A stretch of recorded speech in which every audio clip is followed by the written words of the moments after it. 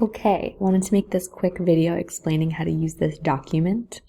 So this document has all of the vocabulary words, or most of the vocabulary words for the AP Psych exam.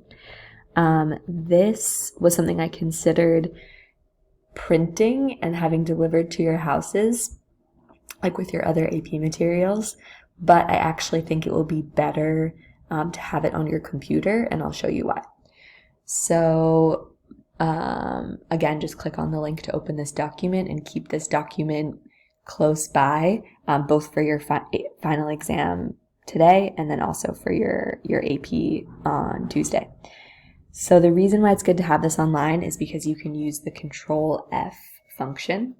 On your Chrome, it's possible that you might have to download this document first before you can use Control F. So if you click on the link and it's not working, try downloading the document to your Chrome and then opening it. If you are having trouble figuring out how to make the Control F function work, so you can search in the document, reach out to me, because this is a very long document. You don't want to spend time scrolling through it during the AP. So this is going to be much better than Google because it will just give you a short, clear, accurate definition. You don't have to worry about sifting through all the information that comes up when you Google a term. And this is like all AP aligned information.